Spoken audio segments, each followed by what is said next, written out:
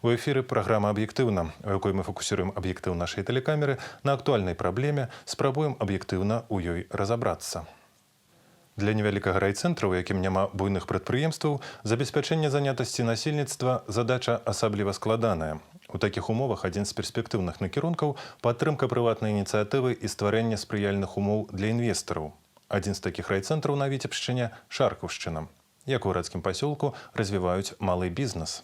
Паспрабуем разабрацца аб'ектыўна. У рэгіёнах вобласці роля прыватнага бізнесу ў эканоміцы становіцца ўсё больш значнай. Найахвотней прадпрымальнікі прыходзяць у гандлёвую сферу, трэваапрацоўку, займаюцца рамесніцкай дзейнасцю, ствараюць аграэкасядзібы. Шаркаўшчынскі раён самы невялікі ў Віцебскай вобласці і па плошчы, і па колькасці насельніцтва. Тут няма буйных прамысловых аб'ектаў, таму дробны і сярэдні бізнес разглядаецца як важная складаючая мясцовай эканомікі. К сожалению, привыкли обычно говорить, что Шарковщина у нас это районный центр, в котором нет ничего такого сверхъестественного. К сожалению, очень часто вспоминаем, что он находится на дне таблицы по выплате средней заработной платы по республике. А вот эти ростки сегодня малого и среднего бизнеса, которые мы сегодня здесь видим, вы знаете, мне кажется, это с одной стороны не просто толчок для развития предпринимательства, это то, что местные предприниматели действительно поверили, что есть возможность для развития, а самое главное, возможность именно для зарабатывания денег. А для Шарковщины это, конечно, поступление новых налогов. Для Шарковщины это, конечно, сегодня и создание новых рабочих мест. И то, что вот сегодня создан цех швейный, и то, что это новое кафе на 50 посадочных мест, это развитие бизнеса, с другой стороны, и возможность заработать.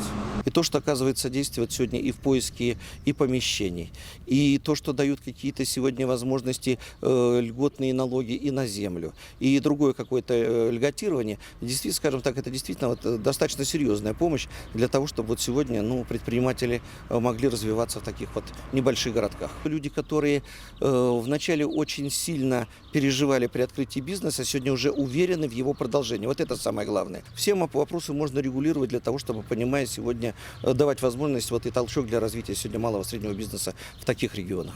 У Шаркаўшчынскім раёне прыкладна 30% эканамічнага патэнцыялу прыватныя прадпрыемствы. Адзін з апошніх праектаў бізнесу – швейнае прадпрыемства, якое запрацуе ў бліжэйшы час. У нас в основном индивидуальные предприниматели преобладают большую часть, частные предприятия, ОАО, ЧУПы, создаются крестьянско-фермерские хозяйства, у нас тоже есть в районе.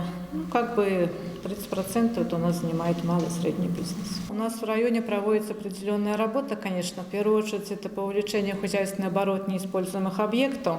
Вот вы сами видите, у нас школы закрываются, то же самое это закрылась школа. Но мы, конечно, работу проделываем, чтобы они не пустовали, эти здания. И нам для нашего района актуально это создание новых предприятий, производств, также создание новых рабочих мест.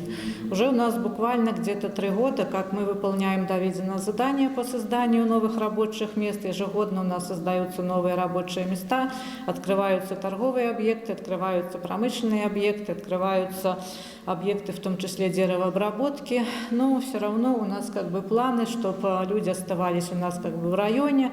Поэтому мы проводим определенную работу, работаем с индивидуальными предпринимателями, нашим, которые задействованы в районе, привлекаем иногородних индивидуальных предпринимателей и разных инвесторов. Ну и наш индивидуальный предприниматель Рылов Вадим Константинович, у него были планы на создание швейного производства. Планы у него были, и нам надо, сами понимаете, было вовлекать объекты в оборот. Производства нужны, и начали заниматься открытием швейного производства.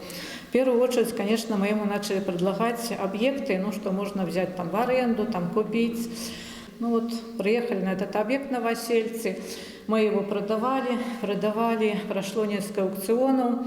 И буквально так сложилось, что мы только с этим индивидуальным предпринимателем составили разговор и дошли до понижения. Уже у нас должен был состояться аукцион буквально через неделю на 80%. Он купил эту школу. Он, конечно, вложил много. Единственное, что здесь эти окна пластиковые, это были уже сделаны, когда в школе было. Он полностью менял пол, потому что пол здесь был деревянный. Краска, которая действительно промышленная такая. То есть делал пол под промышленное производство. Ну, потом стены эти все выравнивал, красил, утеплял тут. Во-первых, у нас будет создано где-то 15 рабочих мест новых, что актуально для нашего района. У нас будут задействованы наши люди. Ну, мы провели такой эксперимент сразу, потому что наш вот этот индивидуальный предприниматель немножко сомневался, будут ли у него, ну, скажем так, работники, люди. Ну, я им ответила конкретно, что люди у нас будут, потому что, ну, я не первый год работаю, уже знаю ситуацию в районе. Ну, мы провели такой эксперимент, как бы, ну, вот давайте вот буквально там сколько, ну проведем такое, как бы, кинем клич, ну, те будут кто обращаться. Ну, буквально в течение где-то часа-полутора часа ему позвонило 11 человек. То есть он понял, что ему можно открываться, что работников тут вопрос не будет по работникам, что людей он, ну, наймет на работу. Ну, мы с ним говорили, конечно же, потому что 15 человек это по-любому или ЧУП, или ООН будет открываться. Ну вот планируем где-то июль, начале августа уже, ну, как бы открыть это производство.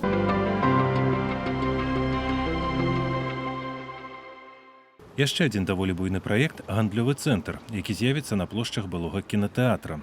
Будынак у цэнтры Шаркаўшчыны доўгі час пуставаў. І вось нарэшце знайшоўся інвестор. Это здание раньше было зданием кинотеатра. Много лет стояло неиспользованное, сейчас мы его продали с аукциона. И вот переоборудуем под здание торгового центра. Значит, сейчас пока идет подготовительный период работ, то есть обшиваем наружные стены, сохраняем конструкции с последующей там перепланировкой самого здания. То есть мы ничего не разбираем, просто перепланировку делаем под торговый объект. Можно рассмотреть как часть программы вовлечения в хозяйственный оборот незадействованных зданий и сооружений. Это выгодно для района, очень выгодно в плане того, что и само здание преобразится, это преобразится центр нашего поселка. Это будет для жителей поселка хороший торговый объект, где можно купить хорошие товары, ну плюс тому налоги для казны. Работа па ўключэнні ў гаспадарчы абарот невыкарыстоўваемых аб'ектаў нерухомасці ў раёне вядзецца не першы год. Есть несколько школ закрытых, есть несколько детских садов закрытых. То, что было по самой Шарковщине, ну, практически нашли собственники. Да, может, они еще не полностью переоборудованы, эти здания. Ну, есть и деревопереработка работает, есть тут и другие разные объекты торговли тоже. Частники потихоньку, ну, бизнес открывают. Особенно вот по части лесопереработки. Есть ли планы на будущее строительство, но опять же, пока проектов нету, выкуплены участки земли под будущее строительство, опять же, тоже участники покупают. Есть у нас солидный объект чешский, это переработка торфа. Это целый завод, они все практически свою продукцию увозят на Европу. Это идет экспортный продукт. Ну, налоги платят у нас. Наладжаны ў мясцовых уладаў кантакты і з іншымі замежнымі інвестарамі. Ёсць папярэдняя дамоўленасць з літоўскімі бізнесменамі аб адкрыцці дрэваапрацоўчага прадпрыемства. Праўда, у планы ўмяшаўся коронавірус. Реализация проекта пакуль адкладзена. Работаем мы еще с литовскими инвесторами. Они у нас купили здание где-то около 1000 квадратных метров под деревообработку.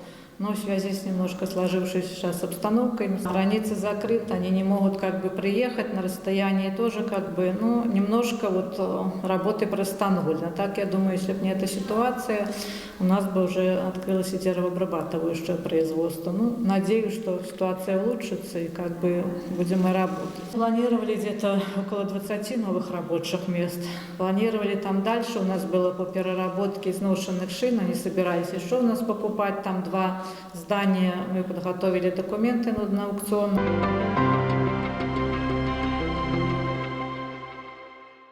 У Шаркаўшчыне да нядаўняга часу практычна адсутнічалі сучасныя аб'екты грамадскага харчавання. І вось гэтым летам тут з'явілася прыватнае кафе, якое адразу ж стала папулярным сярод месцічаў. Я родилась здесь и выросла. Когда была моя юность, не было такой возможности, чтобы сходить в какое-то приличное заведение, отдохнуть. Этого очень не хватало. И, в принципе, вот я сейчас живу в Новополоцке. Я вернулась в свою родину, Шарковщину, чтобы дать людям то, чего у меня не было.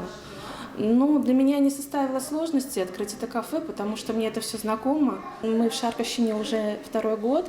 у нас есть магазины, поэтому кафе к нам пришло уже не сразу. Вот. Также знала, что нашему району нужен общепит. Благодаря нашей местной власти, с их помощью, мы вот открыли вот это заведение. Это помещение пустовало уже, там, я не знаю, год-два. И то есть оно просто, как бы мы приехали, посмотрели, вот, ну, подумали, что здесь просторно, и как бы нам очень понравилось здесь. Мы будем развиваться, стараться что-нибудь еще придумывать по оформлению этого кафе, потому что, ну, конечно же, это все было спонтанно, быстро, открыто.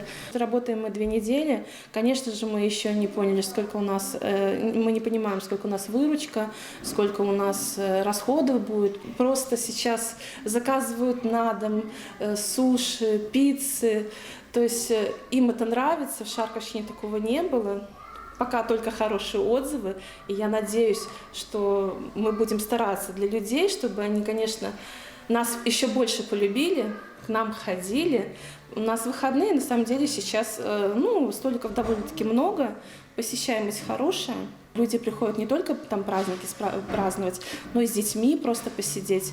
Меню у нас разное и для взрослых, и для детей. Готовы на большие банкеты, на большие мероприятия, чтобы люди к нам ходили. Татьяна кажа, што весці прыватны бізнес справа не такая лёгкая. Каб чагосьці дабіцца, важна хаця б паспрабаваць, а яшчэ важней праяўляць настойлівасць.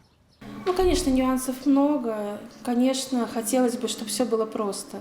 Но на самом деле я еще вспомню свою бабушку, да. Вот, мне очень помогает ее пословица. Упали 2 лягушки в сметану. Одна карабкалась и выжила, а другая просто утонула.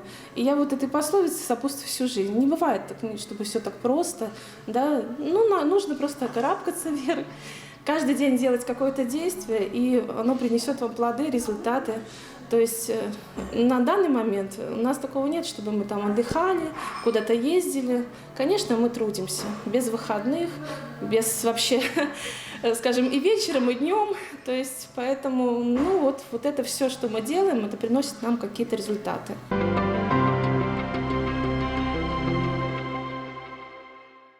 На сайце тэлерадыёкампаніі Віцебска vtv.by можна пакінуць прапанову па тэме, якую вы лічыце мэтазгодным узняць у адной з нашых наступных перадач. На электронны адрас мы таксама прымаем пытанні да адказных службовых асоб па тэме, якая вас найбольш хвалюе. Гэта была праграма «Аб'ектыўна», у якой мы спрабуем разабрацца ў праблеме аб'ектыўна. Бывайце здаровыя!